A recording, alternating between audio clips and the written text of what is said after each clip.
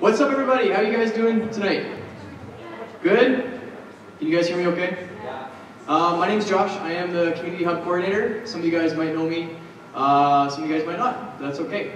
So essentially, guys, we've been given a government grant over the next year to facilitate some events for the community. And so I'm basically in charge of that. And so we're doing some mental health stuff. We're doing some stuff like a tutoring program that we actually ran today.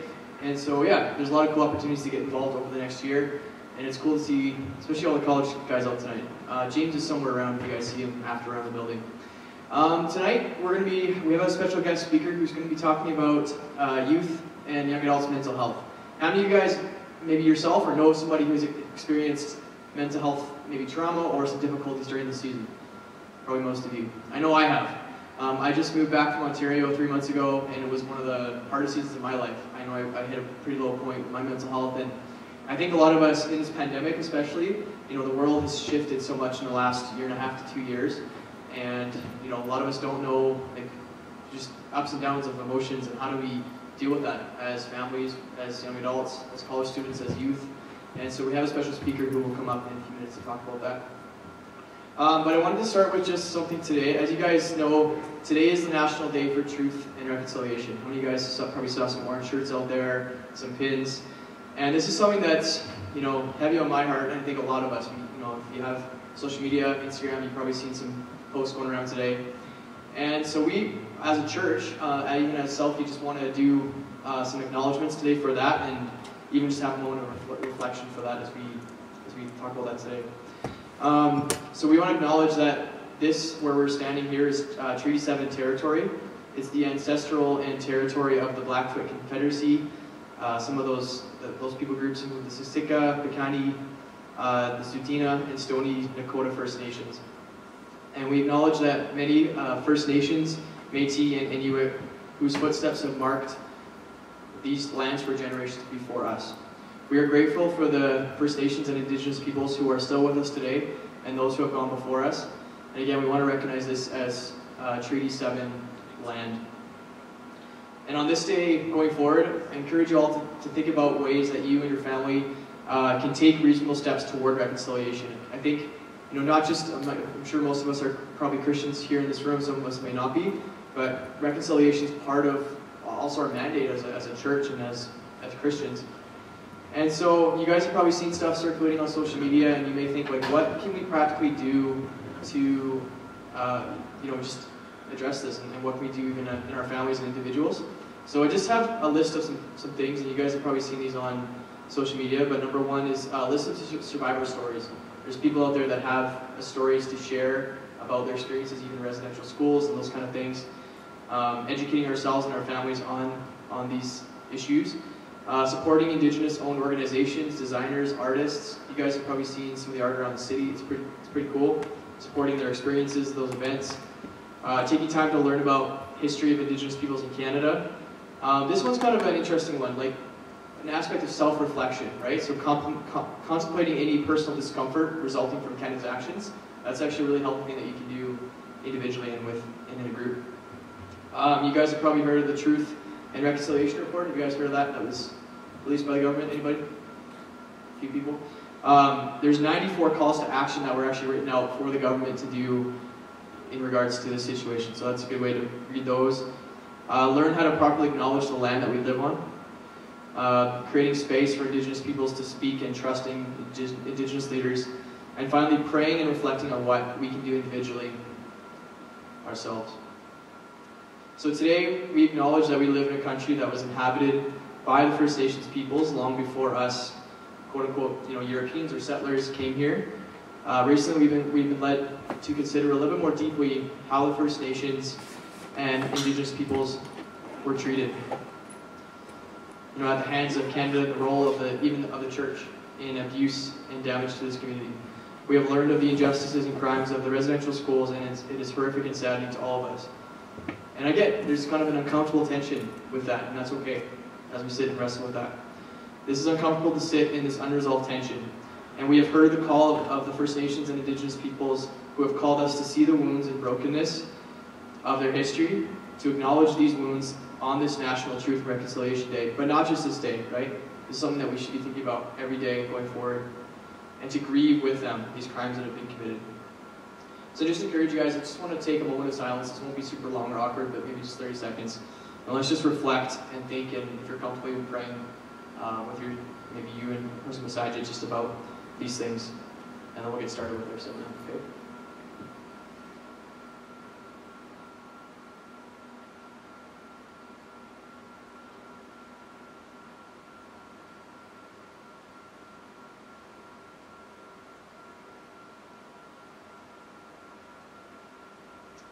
Awesome. Okay, so for tonight, guys, just a heads up, this is being recorded as well. We have a lot of people that obviously weren't with the pandemic going on that want to watch it online, so we will be recording it. So my friend Danielle is going to come up in a couple minutes. So Danielle is an AHS nurse who works at the Children's Hospital. She also runs and helps lead a mentorship and wellness program out of a youth drop-in center, and she has a huge heart for youth and in our city, especially with mental health. And as we know, talking to a lot of teenagers, myself, and young adults, this is a very common thing that's going on right now with COVID. And so tonight you guys are in for a treat to really hear some practical tips and maybe some stuff and some language that you guys are facing, maybe your kids or people that you know, and she's going to help bring some language to some of that and what we can do to help. She's incredibly passionate about supporting teenagers and young adults as they work through the difficulties of emotions and moments in life. She's also on the hunt for the best vegan donuts in the city, so if you know, I don't know where you even get those. Okay, yeah, so if you guys know any vegan donut shops. She also has a cat named Lulu. That's pretty awesome. So yeah, so why don't we give a warm welcome, a warm round of applause to Danielle as she comes up.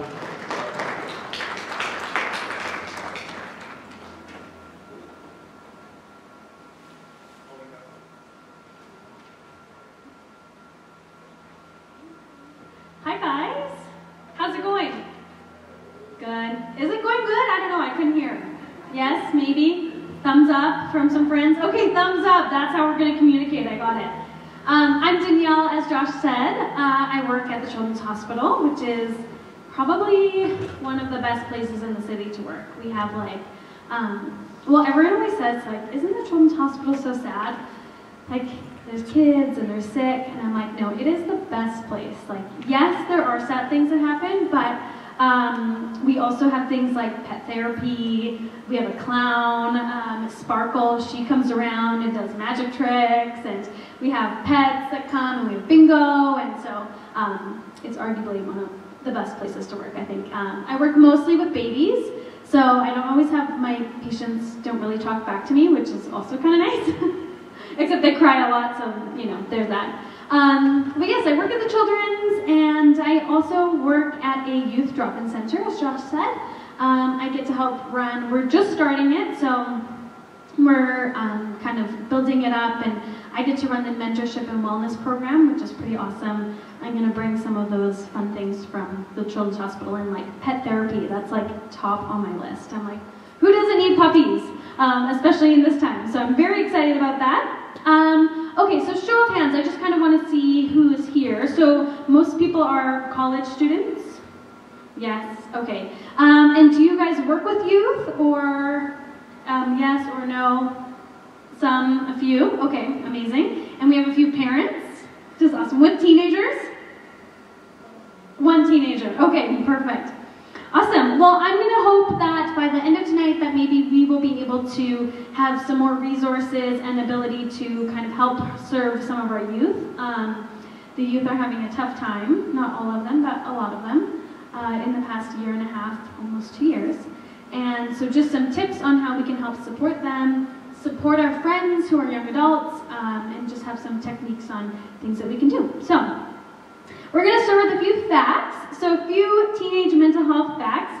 It's important to understand how popular is it, how widespread is it, what's going on, because that kind of helps us know whether or not we should put a lot of energy into it, which I would say yes. So mental health conditions account for about 16% of the global burden of disease and injury in people aged 10 to 19, which is pretty significant.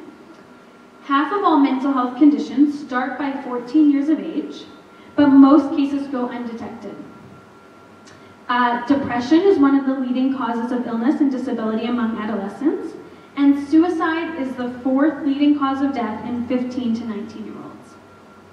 And the problem is that when we don't address these things and when we don't start to work through them as youth and adolescents, is that a lot of times these things will carry over into our adulthood.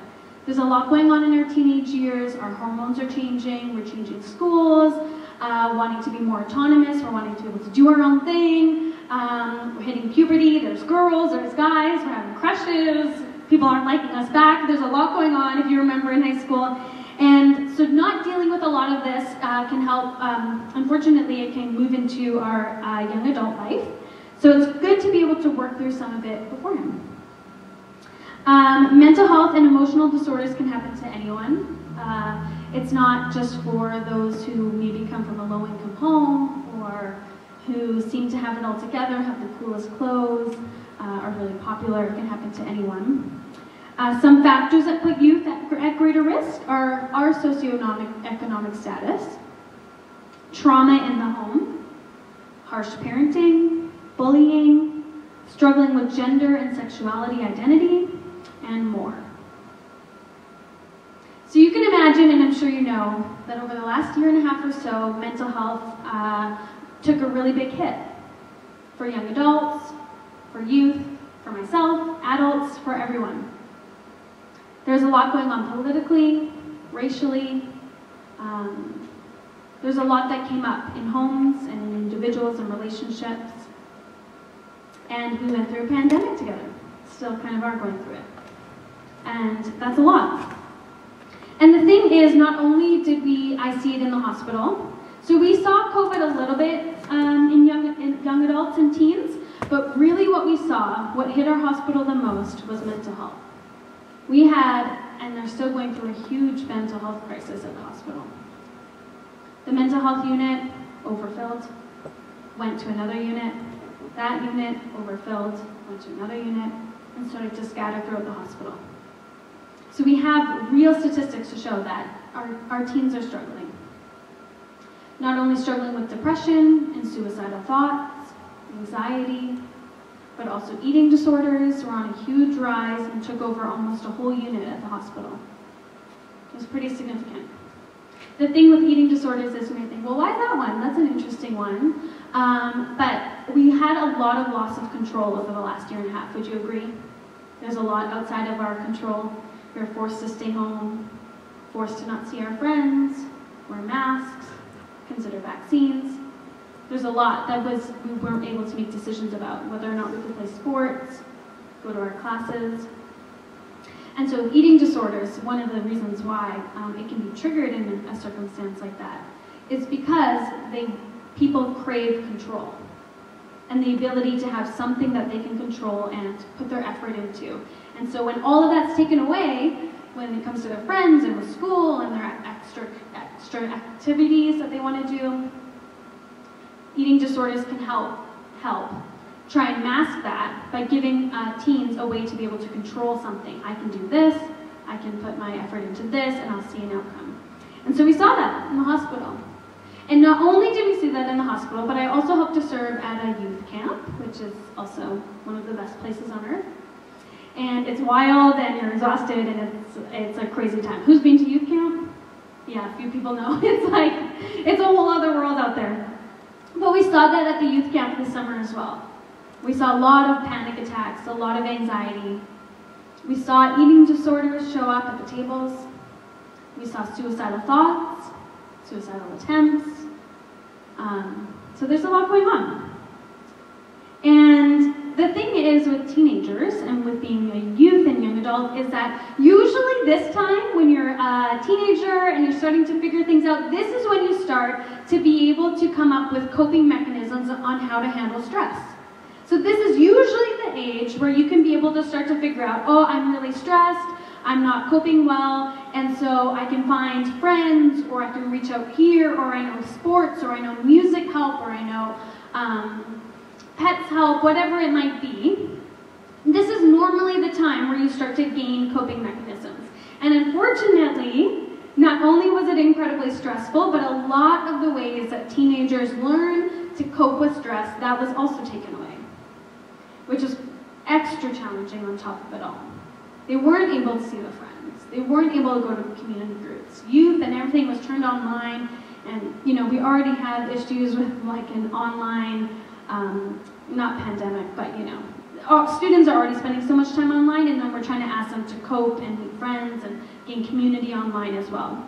And so that's why it's extra important to focus on mental health for our students at this time and help them gain coping mechanisms on how to handle stress, so that when they go into adulthood, when we move out of this stage of the pandemic, that they're able to have real, tangible ways to help move forward through stress. So how do we identify people who are not coping well? Does anyone have any examples? You're welcome to shout it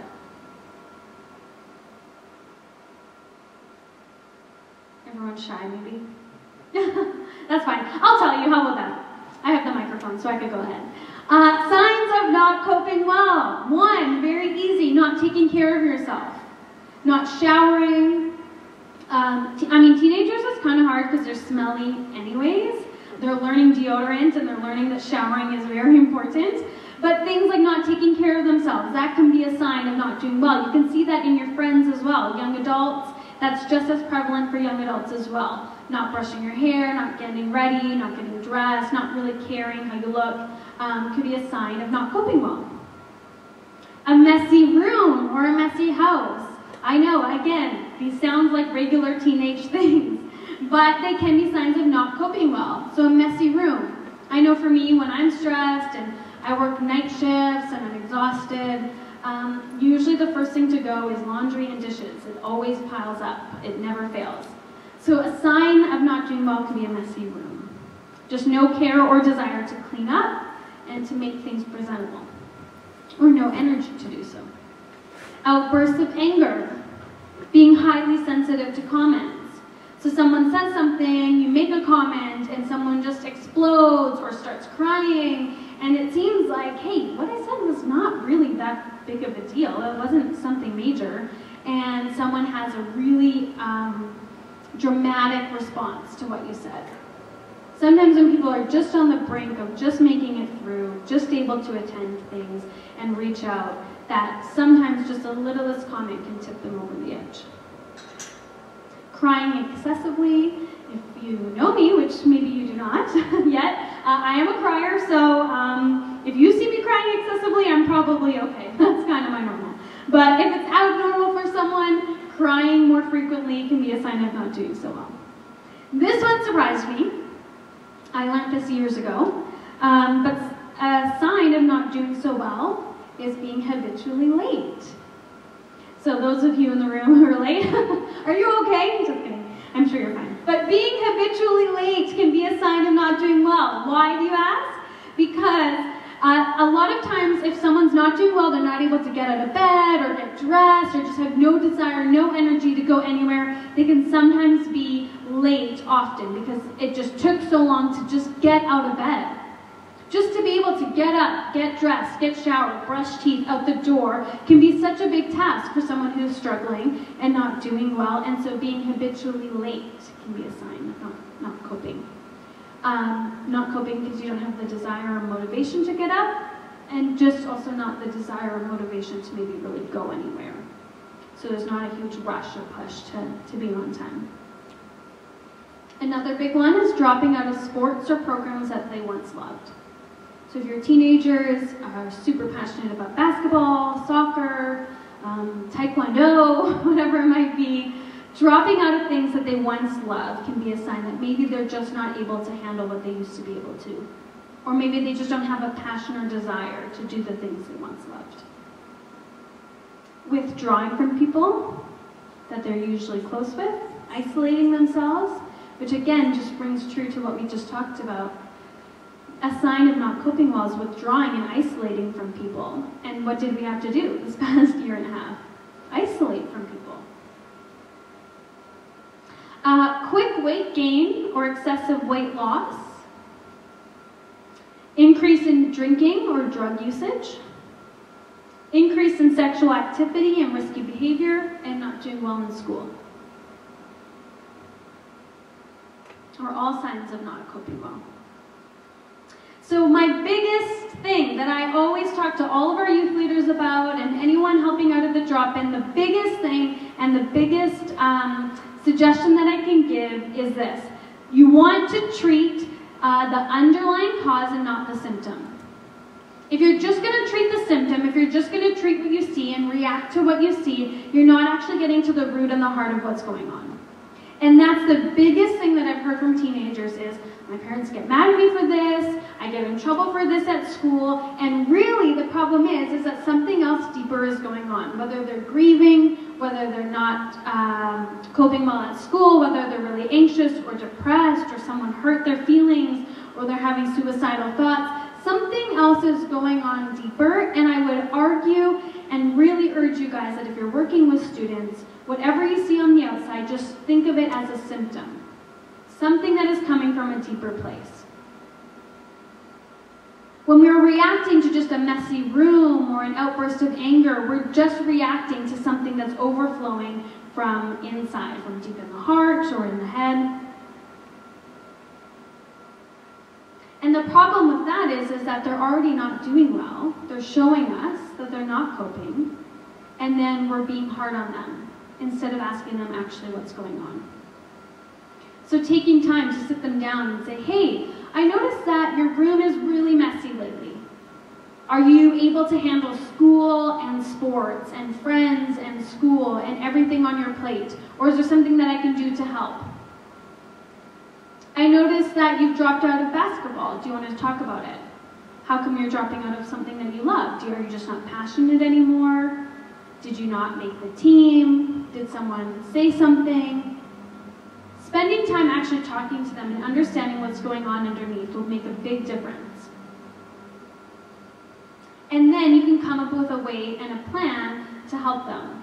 So that could be, okay, so you have too much on your plate, maybe sports are too much, school is too much, and your room is really messy, and so why don't you clean your room and I can help with your laundry.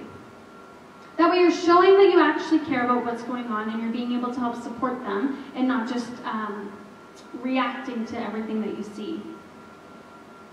I know there's maybe only a couple teenagers in here, and you may disagree with me on this one, but maybe in the future you will agree or appreciate it. And parents, I think, will say, yay. Teenagers need boundaries. All the teenagers, the one or those online say boo. No, we don't. We want freedom. The thing is, teenagers actually do need boundaries. And they probably will argue that they don't. But the thing is, when we're able to give some boundaries and we're able to say, hey, actually, you're not allowed to do that. Hey, it's actually not safe for you to do that. It's probably not good for you to be hanging out with that crowd. Shows them that you actually do care about their well-being and the longevity of what they're invested in, and you actually want to see them do really well, which is super important. They like to push the boundaries, and they like to see how far they can kind of push and push. But oftentimes they actually do need someone to be a bit of an authority figure and someone to be able to help guide them while allowing them to be a part of the process. So having a conversation with them and saying, hey, that's actually not safe for you to do that. I actually don't think that you should be going to that party. I don't think you should be trying marijuana. And for anyone who's a youth leader, they like to tell you these things. I know I always struggle with wanting to be like the cool youth leader and being like, oh, okay, like, interesting. Wow, that sounds like, an interesting party. But the thing is, they don't need someone to think that their party's cool, or they don't need to think that you're cool. They need you to help guide them and to help them make right decisions. And sometimes that looks like boundaries and helping them stay on a certain path. The parents say, amen. So sometimes with students, they'll tell you a lot. Teenagers are going through a lot, they're figuring a lot out, relationships are new, puberty hits, hormones actually change the way that we think and the way that we feel. They can be a lot. My teenage years were a long time ago, but I think I remember being a cranky teenager. My parents actually moved us from one end of the city, this is a side note, one end of the city all the way to the other, and at 16 years old, that was like the worst thing that they could do. And I was so angry, I was so upset. It's kind of dramatic now that I think about it, but like I was halfway through grade 10, I just made new friends, and they're like, we're moving. So I had to go to a new school where I didn't know anyone, make new friends, and I was so angry towards my parents. And probably my hormones didn't help, but I did go to therapy, and that helped, and now I look back and laugh, because, going to therapy because you changed schools. I mean, that's totally valid. It was helpful for me, but maybe it was a bit dramatic at the time. But one thing is, so teenagers will tell you a lot, they'll open up about a lot, or maybe your friends will. Your friends will open up and say, hey, I'm really struggling with this, or I hooked up with my boyfriend, I hooked up with my girlfriend, and I'm not sure how I feel about it. I went to a party and I got drunk, or I tried drugs, or I'm struggling with depression, anxiety, I'm struggling with suicidal thoughts. They could open up and talk to you about. And one of the biggest things that I've heard teenagers say is that sometimes when I tell my parents things, or I tell my youth leader things, they overreact, and then I feel even worse, because now I've made them feel bad. So one piece of advice that I would also like to give is to refrain from adding your own emotions on top of theirs. A lot of times when people are struggling with either anxiety or depression, suicidal thoughts, a lot of that can come from a feeling of being overwhelmed, having too much on their plate, not being able to care for all the things that they have going on. So when we add our emotions on top of that, we're only adding to the problem. I had a student once who he was struggling with suicidal thoughts, and it was pretty traumatic for the family. He opened up and shared it with his mom and his stepdad, and his mom burst into tears, and she was so upset and overwhelmed, rightfully so, but in front of him, and he said, I already couldn't handle what I was carrying, and then to feel the guilt and the shame and feel like a burden to my mom was more than I could handle. So when students are expressing things to you, be honest with how you're feeling. Again, I'm a crier, so usually I will get teary. I can't help it. But to avoid adding your emotions on top of theirs, not overwhelming them with their already heavy plate. Usually for me, that looks like taking a step back, taking a deep breath, breathe in and breathe out, and just be focused on what they're going through, ask more questions, get to the bottom of what they're going through and what they're dealing with to help them sort it out. And then usually I will unpack that with either someone who I trust afterwards or with a therapist of my own, and to work through some of that, because it can be a lot. Caring for people who are struggling with mental health can be a lot. You don't know what to say all the time. You don't know how to help. You want to make it better. You want to make it go away. It's really emotional or traumatic. I walked with a close friend of mine for a long time, actually. Unfortunately, we still are walking through it. Who was struggling with suicidal thoughts, and it was very traumatic for myself. And they often say that the thing is, the people who are helping and supporting, and the people who are helping people walk through these things, sometimes it's harder for them, the onlookers, they call them in this book, because when you're going through it, at least you're able to make some decisions, you have a little bit of control, you can decide some things on your own, but when you're onlooking, you just want to make it better. You want to make it go away, you want to help them, you want to solve it, and when you can't, it can be pretty distressing and a little traumatic to watch and witness from the sidelines. I remember waiting, oh yeah, see, I could cry. I remember waiting, and every morning to hear from this friend who was struggling with suicidal thoughts. And it wasn't until one day she didn't text me until much later in the day, and I as soon as I got that text, my breath came out, my shoulders came down, and I realized how much I was carrying. It's a lot. Is anyone walking with people or helping them through mental health stuff? A few people? Yeah. It can be heavy. So make sure that you have your own outlet and your own place to process some of that stuff with, but I would avoid processing it with the people that you're helping support and walk through. Even if they're your friends, of course they're going to want to know how you're doing. They're going to want you to share and be honest. And you can let them in and say, it is actually upsetting to see you like this. I wish I could make it better. But really unraveling and putting your emotions on top of theirs might be a lot. Maybe later if they're feeling a little bit better. The thing is, sometimes when people are struggling with mental health, they can feel like a burden. It can feel like a lot. Like if I tell everybody what I'm going through, it'll be too much for them. I hear that all the time with students. If I actually let someone know how I'm doing, too much. I'm going to push them away. They won't be able to handle it. If I tell my parents, they definitely won't be able to handle it. It's going to overwhelm them. I'm just going to keep it to myself. And sometimes what people will do is they'll start to tell you and open up, and they'll keep telling you, and they're expecting that you will be pushed away or walk away. It'll be too much. And I've had sometimes where students have deliberately tried to push me away because they're expecting it, they're waiting for it to happen, they would rather just get it over with. And so they'll push and they'll push, and they'll overload, and they'll like kind of be angry and be a little mean and harsh. And the thing is that sometimes they're just waiting for you to walk away, and they need to know, hey, I'm actually not going to walk away. That can be one of the biggest things that you can offer somebody struggling, is to say, I'm actually not going to walk away. You can push, you can try, but I'm not going to. And sometimes they will say, you're annoying. Why don't you just go away? Why don't you just leave me alone? But one of the greatest things that you can offer is to say, I'm not going to leave. I'm going to help you walk through it. What can we do? I've had to have that conversation many times and say, you can actually just stop trying to push me away because it's not going to happen. And so another thing that you can do is you can create a space for students or your young adult friends to be able to share openly, and you can say, hey, why don't we have 30 minutes where we just share openly and honestly, you tell me how you're doing. This is great in a home with a family to be able to create this practice amongst you and your children and spouse, and be able to say, hey, I want to be able to create 30 minutes where we're just honest, where we just openly share. There's not going to be any repercussions. I'm not going to get upset with you. I'm not going to get mad at you. But creating that time, whether that is scheduled once every 2 weeks, once a month, but being able to say, you're allowed to share, and I'm not going to get upset, but I want to be able to hear how you're actually doing.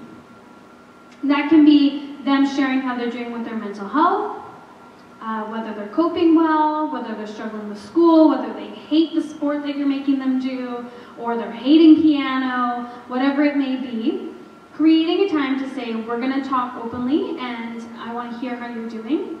It can also create a really great space for parents to be able to say, am I doing something that really upsets you, that bothers you, that's super annoying, that's making things harder, and how can we make it better? When people are struggling with their mental health, they don't want to feel like a burden, we talked about. They want to be able to feel as though they are making an impact as well, and that they are a part of the conversation and that they have some control. That's one of the greatest ways to be able to continue moving forward, is to feel like there's some control that they have and they can make some decisions, especially when a lot of things are out of control, like this last year and a half. So to be able to say, hey, let's talk about what's really bothering us. And this is great in friendships, to be able to say, hey, am I doing something that's really annoying you? Like, let's have a conversation about it. How can I be a better friend? How can I be a better parent? What can I do to support you? Creating a space to openly talk about that is super impactful. And to be able to say, then from there, go, okay, well, let's create a plan. What do you think would help? What can I do to make a difference? How can I help support you? What can I do differently? And that's helpful because now they feel like they have some autonomy, they have some say, especially at that teenage years. They're starting to be able to come into their own, feel a little bit like adults. They're getting some freedom, getting a driver's license, which is like the ultimate freedom at that age. Be able to get some space, and they want to be able to start making decisions and have a say. But they're in kind of that weird in-between stage, where they're starting to feel a little bit like an adult, but they're not quite an adult, and so there's those growing pains, which I'm sure you experience at home. So being able to say, hey, you don't have full control, like you don't get to run the whole house, but what are ways that you want to see things change? What are things that we can do to help, and how can we be a family that has conversation and collaboration and compromise? Super helpful and impactful, and a lot of students have said that they've found that really helpful, especially to feel like they have a say in the family, and that they're not just looked at as children anymore, which I don't have. Well, I have a cat. I was going to say I don't have children. My cat is my baby. But I hear parents say all the time that their children are always going to be their babies, but once they're teenagers, they want to start feeling less like a child am more like an adult. And so giving them that space to make some decisions is super helpful. Okay, so what can you do for someone else? What are a few practical things that you can do? Youth will reach out when they're not doing well. The thing is, they might not always say what's going on. I have youth who will just message me, hey. I'm like, hello. How are you? Good, you? Good. Oh, good. How's school? Good. I'm like, is there a point to this conversation? Like, where are we going? You message me. Youth will often reach out, but they may not say how they're doing or what's going on. So usually I would say if they are reaching out, it's either that they want connection, and maybe you don't talk about the heavy, big things, but make time for them when they do reach out. It's a big deal. Or maybe they do have something else going on. One of my youth boys, who's like very stoic, he's hard to crack. That's like my goal. It's like the ones who are not emotional. I'm like, I will crack you, and I will find out what is going on. He messaged me randomly, hey, how's your week? I'm like, it's good. How's yours? Good. Okay, good. And I asked, I'm like, you know what? I'm just going to go for it because he's reaching out, so maybe there's something that he wants to talk about. I'm like, how's your mental health doing this week? And then I got a huge message. Not so great. I'm struggling at school. I'm having a hard time with friends and peer pressure. And all it takes is just asking one little question once they've already reached out. So responding when they reach out, asking those tough questions if you feel prompted to. Sometimes it takes weeks and months to be able to build a relationship with students or with young adult friends to create that vulnerability. So putting in the time to create relationships so that they know that they can trust you, they know that you're a safe place to be able to share things with is huge. I spent way too many conversations talking about the most random teenage things that I'm not interested in at all. And I'm like, one day this will be useful. And building relationships, and it was helpful because then we had some kind of relationship and we already had natural communication to be able to then have a space where they could bring something up when something came up. I'm not super sportsy. I want to be, I'm working on my basketball skills. But I have taken up an interest in sports because the youth that come to our drop-in center are super into sports. So taking an interest in what they're interested in. You will find me at night scrolling the news highlights, sports news highlights, okay, who got traded in the NBA, what team's winning. Soccer, I do know. Football, I'm just trying to remember any kind of news highlight. So that way when I go, I'm like, hey guys, did you hear how Ronaldo got transferred, blah, blah, and yeah, no way, you know about that? And it's validating to me, but also starts to create relationships. So taking interest in what they're interested in, even if it's not your favorite thing. One of the biggest things with teenagers, and especially if they don't have this as a teenager, you'll start to see it in young adults as well, maybe in your friends, or in people you go to school with, is if there's no mirroring and no demonstration of what it's like to be vulnerable and what it's like to show emotions, teenagers and young adults will have a hard time figuring out how to do that themselves. So if teenagers grow up in a home where parents are very stoic, there is no sign of emotions, where they say, deal with your emotions on your own, shove it down, go into your room and figure it out, and there's no vulnerability, it makes it really hard for people to know how to express emotions and how to articulate what they're feeling. A lot of times, a lot of the youth that I work with, I'll ask, how are you doing? How are you feeling? They're like, I don't know. I have no idea. And I'm like, well, are you feeling frustrated or overwhelmed? I don't know. They often need an example of what it's like to be emotional, to be vulnerable, and to see what that looks like so that they have language and they have the ability to express that to you back. So I love being able to be the one to open up a vulnerable conversation, to say, hey, actually, you know what? My mental health this week was a little tricky. I was feeling kind of down, and I was feeling a little bit anxious about coming here to speak, or whatever it may be. And it just allows them to see, oh, okay, so they can talk about this. These are words that I can use. Those feelings that I have, that racing up my heart, that chest pain, the sweats, whatever it may be, oh, maybe that could be anxiety. I never really thought about it. Being able to mirror that for students and for your friends is huge. I know you guys probably are all aware, you know, the classic, how are you doing? Good? You? Good? No one talks really about how they're doing unless you actually, someone has to be the first one to open up. So if you're that person to open up and say, I actually had a really hard week. I have to do that with my girlfriend sometimes. We're in our 30s, and it takes one person, it just takes one person to open up about how they're really doing. And sometimes it'll create a domino effect. And so super important, if you start to mirror that for other people, people will have language to be able to know how to articulate it, and they'll feel safe and able to do so. It's one of my favorite things to do. I'm like, I'll start the vulnerability train and just open up and see what comes up. Asking the hard questions. I used to hate this. It's kind of awkward to be like, how are you really doing? Or, are you struggling with suicidal thoughts? Are you struggling with anxiety? You don't want to be like too invasive. I feel like in Canada we're a little too nice in the sense where we don't pry. And so we'll just be like, oh, you're good? Okay, great, good. And carry on. And no one really wants to they're just being respectful of people's space. But we're lacking a lot with asking those hard questions. And it can be a little awkward, but the more you do it, it'll get a little bit easier. My go-to, I work with children, so I kind of veer towards children language anyways. It's like my go-to language. So if you ever hear me say things like, oh, it's so ouchy when, I'm sad, it's not because I think you're a child, I just am used to speaking to children, so it's my normal language. But it actually kind of works. So teens, it helps you get in there. So it's asking, are you struggling with suicidal thoughts? Have you had suicidal thoughts? If that seems like a little too awkward or a little too jarring to put into a conversation, kind of just out of the blue, other ways that you can phrase that, the one that I usually go to is, have you ever thought about not being around anymore? Have you ever thought about not being here anymore? Do you ever think about leaving? Do you ever feel like not being here? That's a really great one to be able to put in where it feels a little less jarring and a little bit more natural.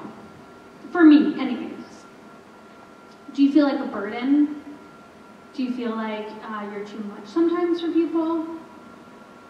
Those kind of things. Find a question that works for you that sounds a little bit more natural. If asking, are you struggling with suicidal thoughts, is a little hard to get out. And the biggest thing a lot of people are worried about is whether or not asking that's going to stimulate someone to start thinking about suicidal thoughts or push them towards suicidal thoughts, and the answer and the research is all no, it doesn't. So asking someone, are you struggling with suicidal thoughts? Have you thought about not being here? Have you thought about taking your life? Those things aren't going to push people towards that, but it creates a space where they know they can talk about it if they are. And if they do open up about that, you want to make sure and see kind of what the risk is, and so questions that you can follow up with are, have you thought about how you would do it? Have you thought about how you would leave? Have you thought about when? Do you have a timeline? Asking if there's other signs of self-harm or other ways that they maybe are excessive drinking, are ways where maybe they're not going to commit to committing suicide, but excessive drinking is a way to escape.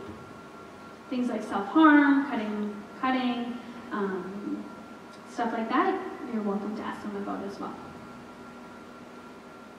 Having resources available, so have a little list in your pocket or stored up in your head to be able to point them to, whether that's a therapist that you're like, hey, I know a really great therapist or a counselor who's been helpful for me, or I know my friends have gone and it's been super helpful, and so offering that to them. Saying, hey, you know what, if it's a teenager, saying, hey, you know what, we can have a conversation with your parents together, and I think it'll be really great, or I can have a conversation with your parents, and then you can join after if you want. Is another really great way to bridge that, because inviting the family in is important. It's important for the parents to know. I'm sure parents all in the room would say, yes, we would want to know if our teenagers were struggling, and so inviting them into the conversation so that way if things are happening at home, that there's a way to kind of remedy some of that and maybe help make it a little more tolerable for the students. Being able to say, we can go talk to your doctor. And if they are nervous to go themselves, asking if they would like you to go with them. And so being along for the ride and the journey and just say, hey, it's not that big of a deal. I've had to take students to the doctor before because they're too scared to go, or I've had to call and pretend to be them and make a doctor's appointment because for some reason calling on the phone to make an appointment is like the scariest thing. So being able to help with some of those practical things and having a list of resources to offer them is super helpful. Sometimes it's just finding the right person and finding someone to connect with that can seem like too much or seem too difficult, and so helping to kind of bridge some of that. And lastly, before I have any questions, which I'd love to hear you guys' thoughts or your experience or things that you guys are struggling with or questions that you might have, but what you can do for yourself. So I know for myself, walking with students and teenagers who are struggling with mental health can feel like a big burden. It can be tiring, and it can be a lot to try and carry. And so one thing that I've really had to learn, which I'm not super great at, but getting better at, is setting boundaries. So being able to say, I can do this much for you, but beyond that, we need to invite someone else in. I'm happy to help listen, I'm happy to do this, I'm happy to walk with you and meet with you, but we also need to include your family, your doctor, maybe a counselor. Some of that is beyond what I can do and carry. Setting boundaries with how often maybe you're available might be helpful. So being available when they need you is great. 2 a.m., 3 a.m. might not be feasible. And then it just affects your sleep and your ability to take care of yourself. So making sure that you're setting boundaries that help you to take care of yourself. It's like the cheesiest, but honestly the truest thing. You have to put your own mask on before you can put someone else's on. So making sure you take care of yourself. Adequate sleep is huge. All the university students say, what is adequate sleep? That's impossible in university. I remember those days. But making sure you're getting enough sleep. I know for myself, and it's just true with our mental health, that when we're not sleeping enough, not getting a good night's sleep, our mental health takes a little bit of a backseat. And I know I get more sad, I feel a lot lower energy, my mood feels lower, I feel more anxious when I'm really tired. So making sure you're getting good sleep. Making sure that you're having some kind of physical exercise, and that could just be going for a walk, going for a bike ride, whether you do sports is awesome. It's a great way to help take care of yourself and to get out any of that adrenaline or stress hormones. To be able to get that out is really great. Making sure that you are finding things and doing things that you love still. So that could be if you're walking with someone, or that could be if you're struggling yourself with mental health, doing things that you love. And I know in school that can be tough because you have a lot on your plate, but doing something that isn't for a purpose can be really helpful, whether that's just art, painting, drawing, journaling, crocheting, whatever it might be. It's a sport. Doing something that you love can be really helpful. It's a way to be able to do something without the expectation of it being successful or having to strive or work really hard at it, just something that you love doing. Especially if you are walking with people who are struggling and it's quite heavy, having a way to be able to bring joy and passion into your life and make sure that your life doesn't become consumed with walking with certain individuals is really important. I know I made that mistake for a while and lost things that I was passionate about and wasn't doing things that I loved, and my life was a little bit consumed by trying to help bring people out of the dark places of mental health, and my mental health suffered from it. So finding things that you love doing and keep doing that. Reaching out to your own friends or a therapist if you need to is a huge one. Sometimes people will say, I'll wait until this person's better, I'll wait until this person's healed, and then I'll deal with my own trauma from it, or then I will be okay, I'll be better, I'll feel fine once they're fine. But making sure that you're reaching out during, because mental health can be a really long journey, can be a long process and very taxing on those who are trying to help support the individuals. So making sure that you are seeking help throughout the process is really important. Don't just wait until when you think it will be over, because sometimes it can be longer than you expect, and it can take a little bit longer for that person to feel better, and you don't want to end up being burnt out yourself overwhelmed yourself, unable to help or support them any longer because you gave it your all up front but didn't take care of yourself along the way. If you go to church, having faith is really impactful and helpful for yourself, for the individuals going through whatever they're struggling with, knowing that there is a greater purpose, that there is someone else who is in control, someone else outside of the circumstances who is greater than the circumstance right in front of us is super helpful. When people find their faith or their spiritual practice can be hugely impactful. And knowing that for those who believe in a life after death, knowing that there is something greater to look forward to, or there's something else coming, can be super helpful. Speaking to your doctor if need be. And lastly, finding a great group of community.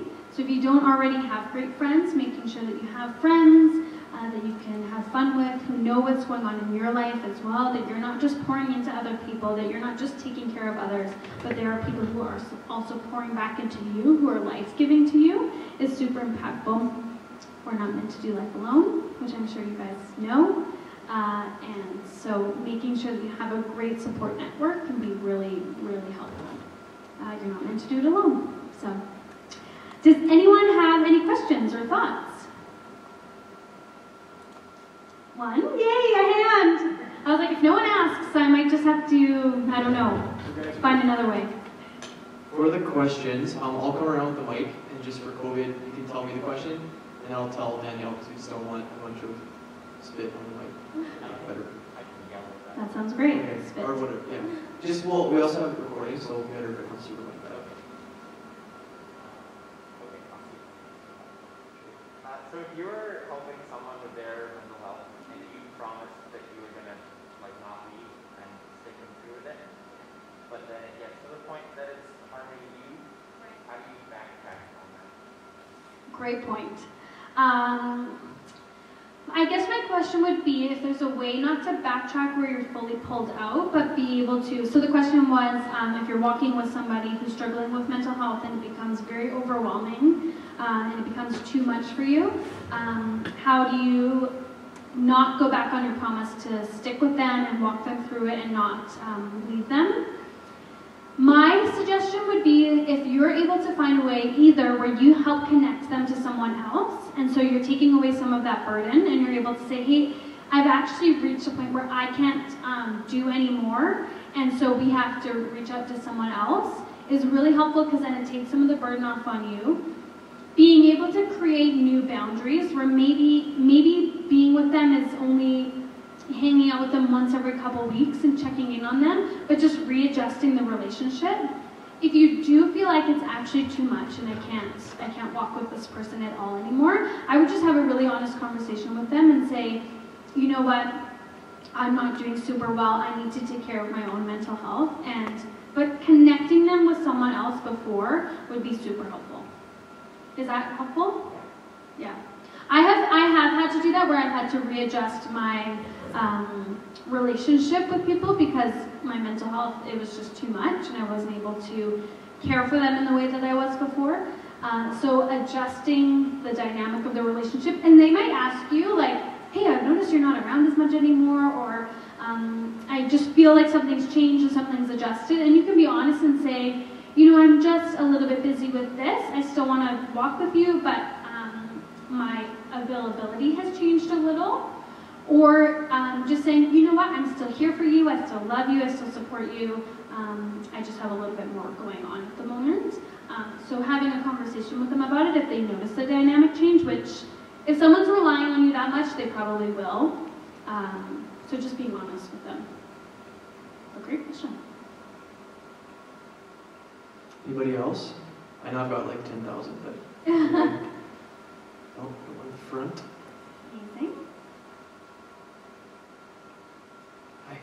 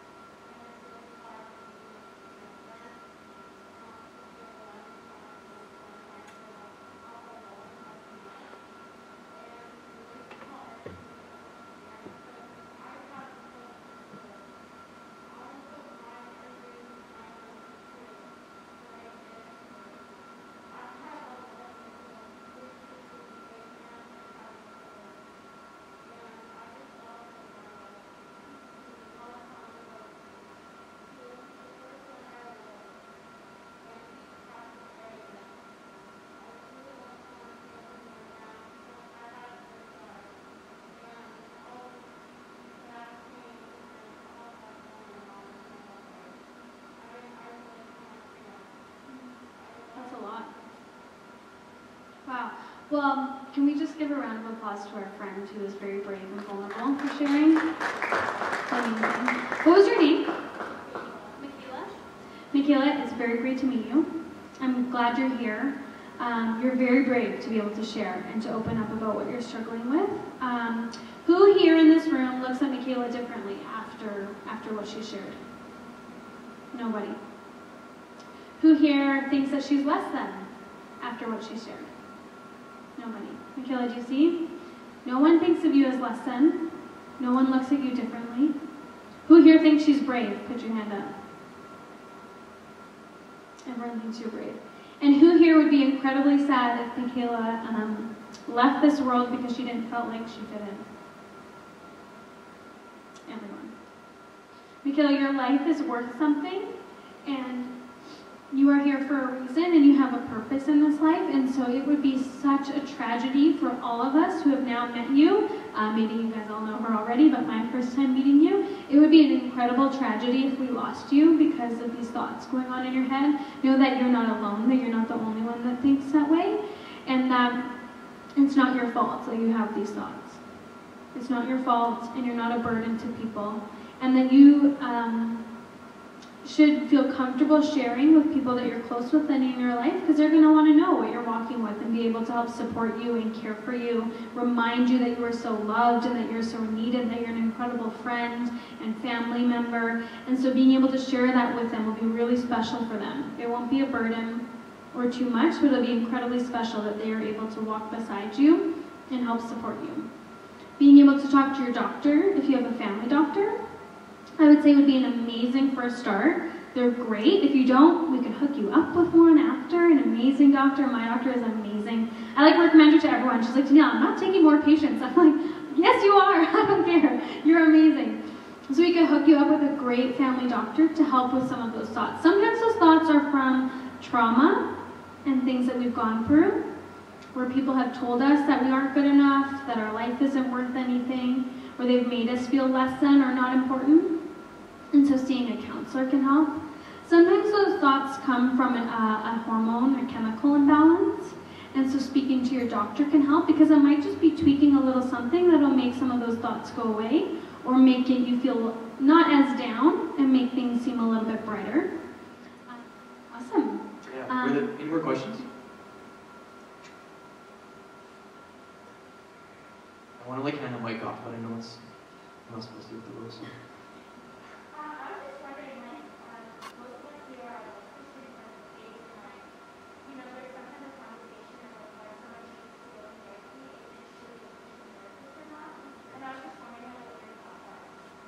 That's a very great question. Whether or not we should, I guess, recommend, or if someone wants to choose a Christian or non-Christian therapist. I've always gone to a non-Christian therapist, and the thing is, I really liked her. So number one, finding a therapist that you vibe with, or that you get along with really well, super important, because sometimes you can go and you can be like, I'm never opening up to this person, they're so awkward. I think it's up to you. If you kind of know, I'm struggling in an area and I think it's linked to something spiritual, I think maybe it's soul ties, or maybe it's I'm struggling with what the enemy is saying, or I feel attacked, then you kind of know immediately, I actually should go to someone who maybe is a Christian. I found that when I was going to a non-Christian therapist, at one point I did hit okay, I think I've reached the limit that I can with a non-Christian therapist, and now I think I would like either to add pastoral care on top of that, whether it's speaking to your pastor, or switching to maybe a Christian therapist. Also, if it's something where it's a diagnosed mental health concern, then I would suggest going with a psychiatrist, so someone who is a little bit more tailored towards an actual diagnosis, like bipolar, schizophrenia, borderline personality disorder, something like that. I think it's kind of up to you. I now, in my stage in life, would probably choose a Christian counselor, and the person I'm going to is a Christian, which I think is helpful, because then you can just combine all that in one, but I don't think it's absolutely necessary, because there's amazing counselors out there. And depending if you know what type of therapy you want to do, like cognitive behavioral therapy, or focusing more on narrative, can help you determine who to go to. Yeah, is that kind of helpful? Okay, yeah. I also want to say it's not bad to go to a non-Christian therapist. I think sometimes in church world it's therapy doesn't get as much credit as it should. There are actual mental health concerns that therapists, that's their job, that's what their training is. God gives us therapists and He gives us counselors, and so it's not bad or not okay to go see them. And sometimes pastors can only reach a certain level and their training may not be actually in counseling, so therapists are amazing. One of my least favorite things is when people will open up about something emotional or mental health related, and people will be like, I'll pray for you. I'm like, hey, you need to do more than just pray for people. So being able to have therapists on hand that you know of will be a great resource for people. Yeah, of course. Sure, I'll come back. I wanted to also let you guys know, to your question, we also have funding through this Community Hub program from the government that if you guys are looking for counseling or you have friends that are struggling who can't afford, because counseling can be very expensive, trust me, I've been there, I've seen it, and we have funding from the government that if you guys need help or your family or friends, please send me an email, and we've already hooked up a few people with some of that funding for some of that. So again, if you're struggling, I just helped a friend a couple days ago who was a young adult, who was looking for some help, and she's going to see this counselor now. So if you guys need help, come talk to me after, or send the page an email, and we can get you guys set up with that as well. Yeah, and which is amazing, because it is very expensive. I've paid sometimes for teenagers to go, and it's very expensive. But also there are places in the city that will do sliding scale. So if that funding, eventually one day it's run out or something, a lot of therapists will do sliding scale. So depending if you're a student, how much money you make, they base it off of your wage, which is helpful. Because some of them are like $200 an hour, which is sometimes some students have paychecks. Was it you? Okay. Okay. I know you kind of mentioned the boundaries that you have when working with someone or talking with someone about these issues. Just setting certain time for making sure to consider yourself. So I always found myself when I'm having those conversations with teenagers or youth, I just really struggle in the moment not to take on the emotions. I'm just wondering if you have any tips or strategies for that situation. Yeah, girl, I'm the same. I just feel everyone's emotions, and they basically become my own, and it's very overwhelming. My emotions, everyone else's emotions, it's a lot. My tips that I do, so in the moment, I'll try and pray and ask, okay, Holy Spirit, what emotion is mine, what emotion is theirs? It is helpful. It's a great tool to be able to feel other people's emotions because you can understand really what they're going through, help them talk through it, be very empathetic. So it's an amazing gift, very tiring and heavy. So my go-to is afterwards. Once I leave, I usually will pray and try and pray, okay, Lord, release me of the emotions that were not mine. Help me to figure out what was mine, what's not. I'll go home and I'll journal. And so I'll write out kind of how I'm feeling, what was said, what was struck me, and try and be able to sift through, okay, what actually is my emotion and what is theirs. Doing things like making sure I have fun and doing things that are life-giving. So maybe I'll meet up with a friend who's really easy to talk to, have a good laugh.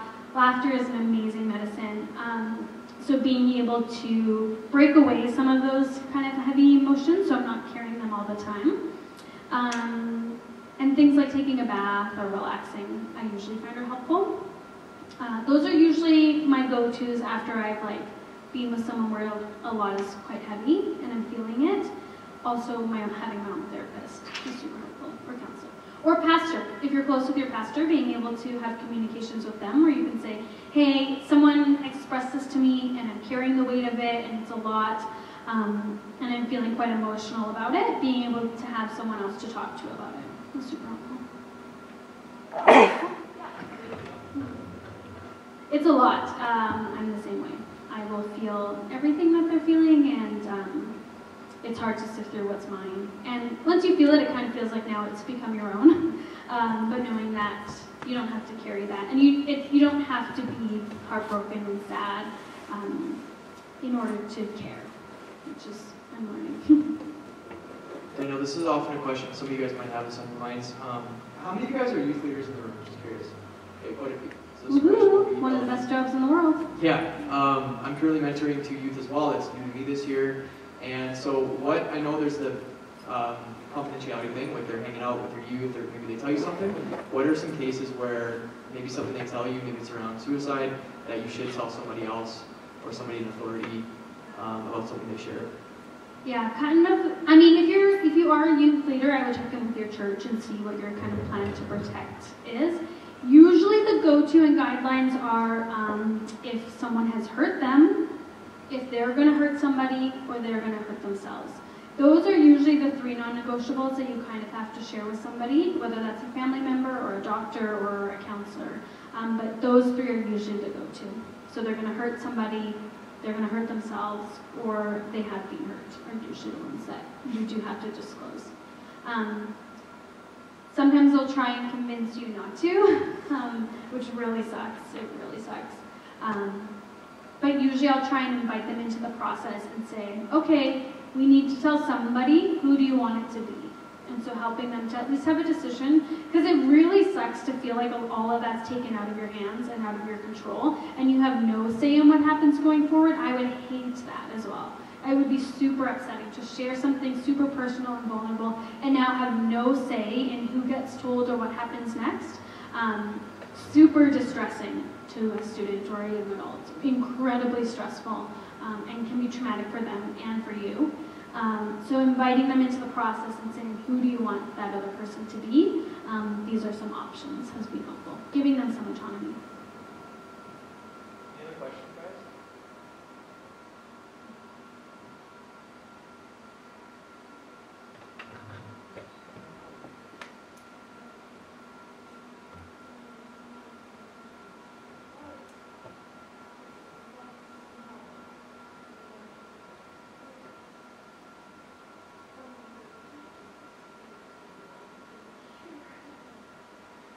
The question was like 50 or 60 years ago, right?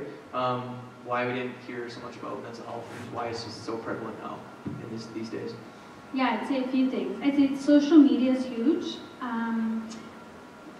Decades ago, we weren't as connected to things and to people all the time. We weren't always having something buzzing, vibrating, having our attention, drawing our attention to things, being connected. Normally, you would go out for coffee with someone, and that's who you'd be hanging out with. You wouldn't also have 5 other people's lives going on, buzzing on your phone. So being overly stimulated by lots of shows, movies, social media, your phone constantly going, it's really hard to shut off and disconnect. I think generations before, it was a little bit easier to disconnect because you'd go home, maybe you had a home phone, but no phone going off crazy in your pocket all the time or being connected all the time.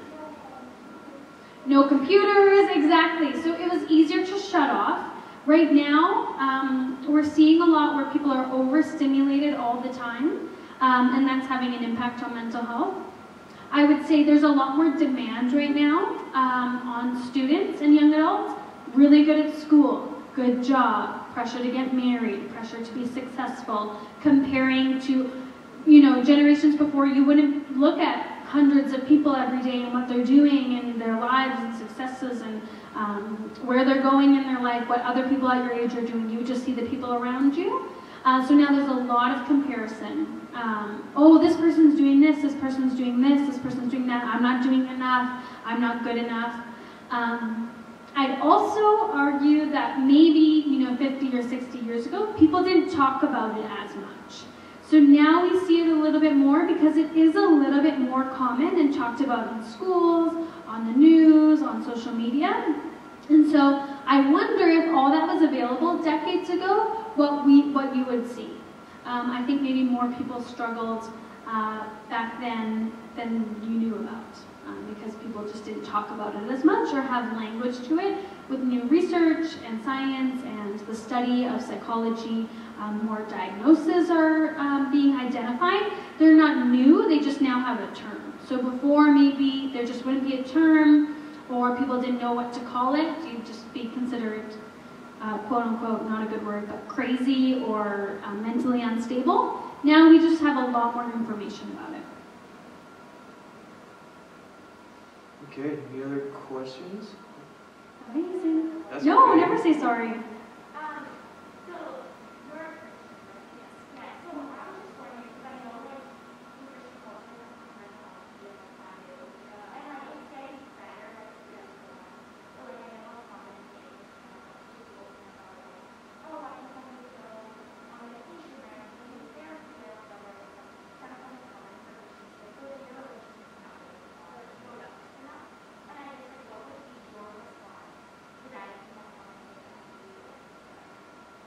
if they said that they were gonna like maybe go on medication or something, or if someone said to me like, oh, like that you're just not close enough to the Lord or something.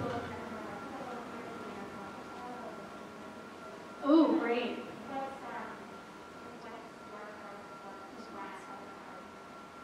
Yeah, my response would be, it would be hard not to be defensive. My first response would want to be like angry. I would probably take a second, take a deep breath, and say, you know what? I really believe that the Lord has empowered people who are trained and skilled to help us walk through some of these things. And so it's actually a gift from the Lord to be able to go to therapy. And He has called people for that profession. And I don't need to discuss my spiritual practices with you. I think there's always room for improvement, but I would say I have a great relationship with the Lord.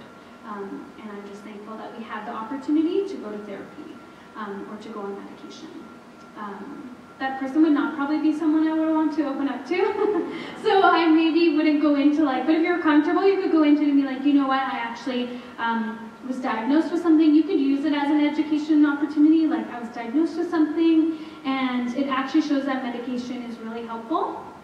And educating people on, and Christians especially, mental health is the same as physical health, that there is something that's going on, there's a root cause to it, and we treat physical health with doctors and with specialists, and we can do the same with mental health. Prayer doesn't have to be eliminated. Spiritual practices don't have to be eliminated for either or, and it's not a disbelief in God or it's not a disconnection with the Lord, but it's just there are resources that the Lord gives us to be able to work through it. And just trying to create education on how mental health is something that's actually going on in the brain. There's something else deeper, and so utilizing resources is an incredible opportunity. Someone who's having a heart attack, you wouldn't tell them just to pray. So it's, along similar lines. Maybe, some Christians still would, but don't take their advice. Go to the hospital. Go to a counselor if needed. And yeah, that's really unfortunate if people do have that reaction, but I would reiterate that the Lord gives people giftings and skills, and there are specialists who are helpful and trained in these areas. And I'm not ashamed to use them, and my spiritual practices are okay. And my relationship with the Lord is great. Yeah. Yeah, good also to have those kind of things, like have those responses in your back pocket. Because when those come up, it's pretty jarring and can be, take a second to get your bearings again, because it's a little abrupt and kind of rude, to be honest. And so having those things in your back pockets, we're able to say, okay, I know what I'm going to say. And you have something kind of rehearsed or practiced is helpful then to not try and scramble and find an answer in the midst of your own emotions of being hurt, feeling rejected, or being embarrassed or ashamed. Having something that you already can use instead of trying to sift through that all in 5 seconds is helpful. Yeah, of course. Anybody else? That's good. Okay. I want to highlight one more resource, guys. If you have Instagram, which I'm sure most of you guys, maybe I'm judging, but I don't know. I think most of you guys probably have the gram. If you guys pull out your phones, there's a page on Instagram called yyc.mentalhealth, and it's a resource that you can share with your friends. So, like we talked about, counseling can be very expensive. I get that. I'm actually in school to become a counselor, and the more I'm learning about it, I'm like, a lot of people can't afford basic treatment, because it's just, if you don't have insurance, it's like, I can't afford $200 an hour, I'm a student, I need pizza money, right? And so this resource is really good, because on the website and on the Instagram page, it shares resources from free counseling to the sliding scale that Danielle talked about, where you can, based off your circumstance, how much you make, you can get literally free counseling all the way up to, there's a range of scales and options for you and your friends. So I encourage you guys to follow that page. They help promote our event tonight, and so they're a great resource as well. But why don't we give a round of applause to Danielle? Thank you so much for coming.